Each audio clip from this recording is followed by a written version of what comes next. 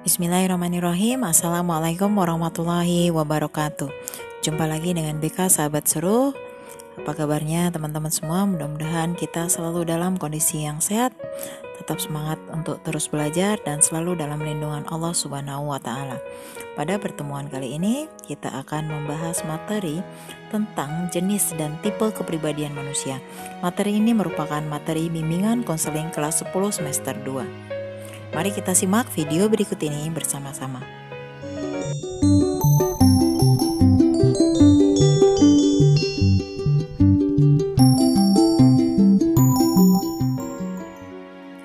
Kita akan melihat pengertian dari kepribadian. Menurut Sigmund Freud, memandang kepribadian sebagai suatu struktur yang terdiri dari 3 sistem, yaitu id, ego, dan superego. Tingkah laku tidak lain merupakan hasil dari konflik dan rekonsiliasi ketiga sistem kepribadian tersebut. Menurut Gordon Allport, merumuskan kepribadian sebagai sesuatu yang terdapat dalam diri individu yang membimbing dan memberi arah kepada seluruh tingkah laku individu yang bersangkutan. Lebih detail, Allport mendefinisikan kepribadian sebagai suatu organisasi yang dinamis dari sistem psikofisik individu yang menentukan tingkah laku dan pikiran individu secara khas. Allport menggunakan istilah sistem psikofisik dengan maksud menunjukkan bahwa jiwa dan raga manusia adalah suatu sistem yang terpadu dan tidak dapat dipisahkan satu sama lain, serta di antara keduanya selalu menjadi interaksi dalam mengarahkan tingkah laku.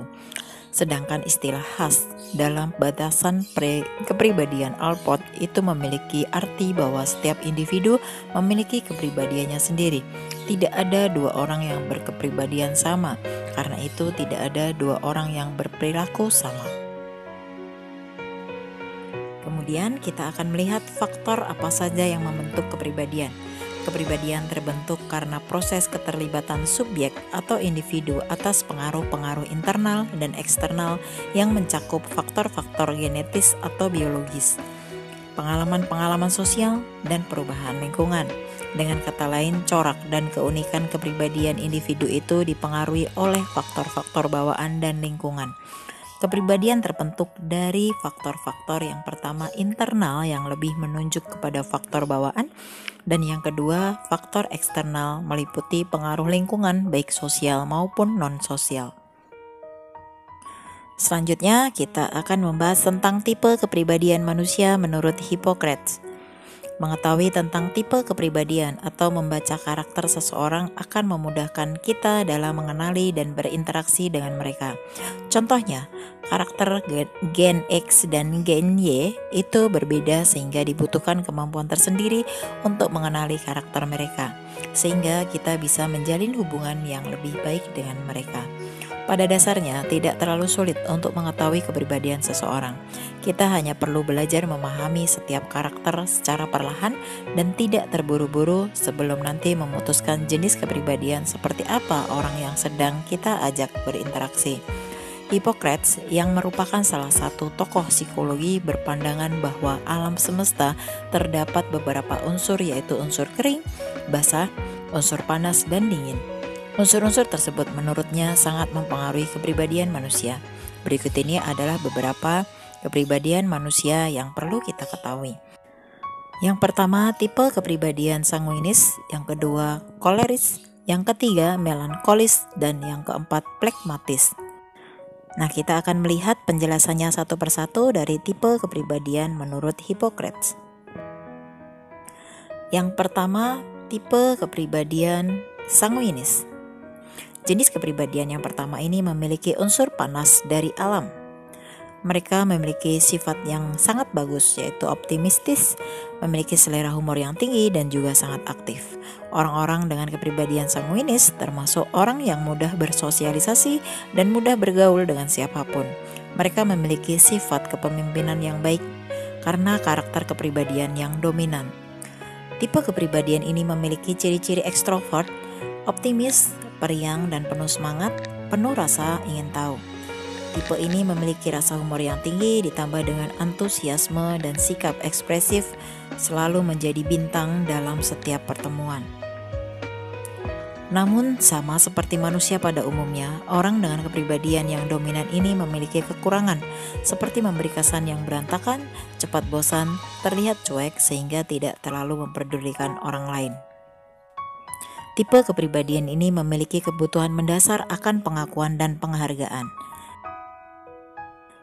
Meskipun begitu, kebanyakan orang sanguinis memiliki kreativitas yang tinggi sehingga wajar saja kalau mereka memiliki jiwa seni yang bisa mereka asah dengan sangat baik. Cocok berkarir sebagai seniman, juga sebagai artis atau berdiri di panggung hiburan karena pembawaan mereka yang menyenangkan. Beberapa jenis pekerjaan yang cocok dengan mereka antara lain hal-hal yang bersifat entertainment, hiburan, kuliner, bahkan cocok menjadi traveler dan lain sebagainya. Selanjutnya yang kedua, tipe kepribadian melankolis. Jenis kepribadian melankolis memiliki sifat yang sensitif, tekun, dan juga serius. Ciri-ciri dari kepribadian ini yaitu introvert, pemikir, pesimis, mendalam dan penuh pikiran yang analitis, serius dan tekun, cenderung jenius, berbakat dan kreatif. Tipe ini juga sangat teliti, hati-hati dan suka curiga, taat aturan, sangat konsisten dengan perasaan yang halus.